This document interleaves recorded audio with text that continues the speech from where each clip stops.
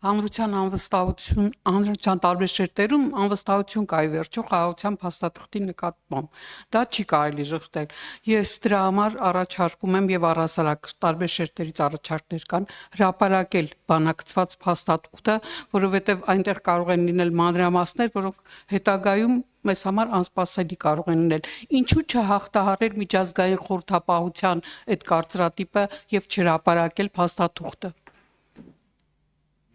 Եվ դրանով, ասենք, Ադրբեջանին տալ եւս մեկ առիթ այդ բանակցությունների process-ը սաբոտաժի ենթարկելու, ինչի համար։ Այսինքն կարծում եմ, որ Ադրբեջանը պարբերաբար փորձում է խաղաղության process-ը տորպեդահարել։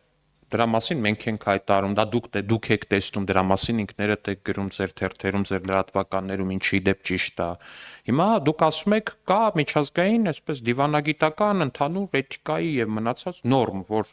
երկկողմանի բանակցվող փաստաթուղթը կարելի է հրապարակել, երբ որ երկու կողմն էլ համաձայն են։ Ու երբ որ կողմերից մեկը առանց մյուսի հետ համաձայնեցնելու դա հրապարակում է, դա այտենց դիվանագիտական նորմի, էթիկայի եւ առհասարակ փոխվստահության ու մնացածի խախտում է։ Հիմա դուք ասում եք, ինչի Ադրբեջանին չտանք եւս մեկ հնարավորություն, հնարավոր բանի սաբոտաժի այդ բանակցությունների։ Ես կարծում եմ պետք չէ այդ հնարավորությունը տալ։ Մեր ժողովրդին տանք հնարավորություն հավատալու խաղաղության փաստաթղթին։ Մեր ժողովրդին մենք միանշանակ այդ հնարավորությունը կտանք, բայց ես վստահ եմ, որ մեր ժողովուրդը հիմա երբ որ իմ պատասխանը լսի, կհասկանա, թե ես ինչի մասին եմ խոսում։ Մենք մեր գործողություններում փորձում ենք լինել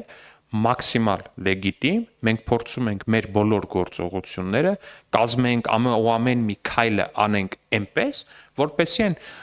կներեք, այս դաշնակներն գնացին, բայց իրենց աշխատանքային լեզվով ասած, «Ник к чему было бы придраться»։ Չմոռանաք հավանել տեսանյութը եւ բաժանորդագրվել Civic AM-ի YouTube-յան էջին։